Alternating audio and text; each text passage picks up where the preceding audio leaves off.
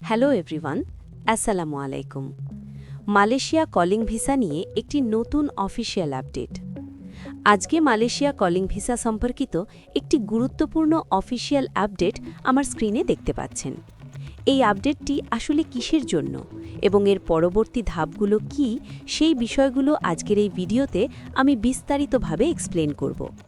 চলুন প্রথমে জেনে নিই এই অফিসিয়াল আপডেটটি কী। এই অফিসিয়াল আপডেটটি মূলত মালয়েশিয়ায় অবস্থিত সেই সব কোম্পানির জন্য যেসব কোম্পানিতে বিদেশি কর্মীর প্রয়োজন রয়েছে। মালয়েশিয়ার কোটা আবেদনের যে শেষ তারিখ ছিল সেটি ছিল 31শে ডিসেম্বর, কিন্তু সেই সময়সীমার মধ্যেই শুধুমাত্র সার্ভিস সেক্টরের কোটা পূর্ণ হয়ে গেছে। এই কারণেই 31শে ডিসেম্বরের কিছুদিন আগেই সার্ভিস সেক্টরের জন্য কোটা অনুমোদন বন্ধ করে দেওয়া হয়েছে। কেডিএন থেকে অফিসিয়ালি জানানো হয়েছে যে সার্ভিস সেক্টরের আওতাভুক্ত কোম্পানিগুলো তাদের প্রয়োজনীয় সম্পূর্ণ কোটা ইতিমধ্যেই পূরণ করে ফেলেছে, তাই এই সেক্টরে আর নতুন করে কোটা অনুমোদন দেওয়া হবে না। তবে এখানে একটি বিষয় পরিষ্কার করে বলি, সার্ভিস সেক্টর ছাড়া অন্যান্য সেক্টরের জন্য কোটা আবেদন 31শে ডিসেম্বর পর্যন্ত চালু রয়েছে।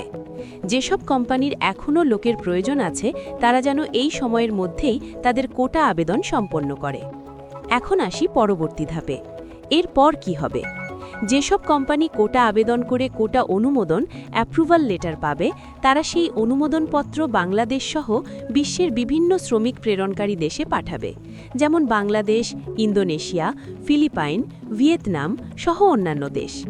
এই অনুমোদনপত্রগুলো সংশ্লিষ্ট দেশগুলোর অনুমোদিত এজেন্সিগুলোর কাছে পাঠানো হবে। এরপর সেই এজেন্সিগুলো তাদের প্রসেসিং কার্যক্রম শুরু করবে। তাহলে বাংলাদেশের অবস্থা এখন কোথায়? এখনও পর্যন্ত বাংলাদেশের প্রবাস কল্যাণ মন্ত্রণালয় থেকে অফিসিয়ালি এজেন্সি লিস্ট প্রকাশ করা হয়নি। এই কারণে এখনও স্পষ্ট নয় সব এজেন্সি মালয়েশিয়াতে লোক পাঠাতে পারবে নাকি নির্দিষ্ট কিছু এজেন্সি এই সুযোগ পাবে।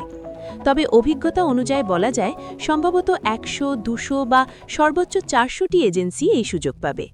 বিশেষ করে যেসব বড় এজেন্সি আগে থেকেই মালয়েশিয়াতে লোক পাঠানোর অভিজ্ঞতা রাখে এবং মালয়েশিয়ার কোম্পানিগুলোর সাথে সরাসরি যোগাযোগ আছে, তারাই মূলত কাজগুলো পাবে। এজেন্সিগুলো যখন কাজ পাবে তখন কি হবে? এজেন্সিগুলো অগ্রাধিকার ভিত্তিতে মালয়েশিয়া কলিং ভিসার প্রসেসিং শুরু করবে। এর মধ্যে থাকবে পাসপোর্ট সংগ্রহ, মেডিকেল পরীক্ষা, মেডিকেল ফিট বা আনফিট রিপোর্ট পাঠানো, সকল ডকুমেন্ট যাচাই, ভিসা ও কলিং লেটার ইস্যু। এই পুরো প্রসেসিং সম্পন্ন হতে সাধারণত প্রায় 3 মাস সময় লেগে যায়। সারসংক্ষেপে বললে, বর্তমানে বাংলাদেশের প্রসেসিং এখান পর্যন্তই।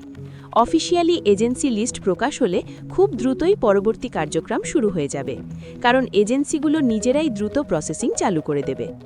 ভবিষ্যতে যদি এই বিষয়ে নতুন কোনো অফিসিয়াল নোটিশ বা আপডেট আসে তাহলে অবশ্যই আমি আপনাদের সাথে বিস্তারিতভাবে শেয়ার করব। সেই পর্যন্ত আমার চ্যানেলের সাথেই থাকুন। Thanks for watching. আল্লাহ হাফেজ।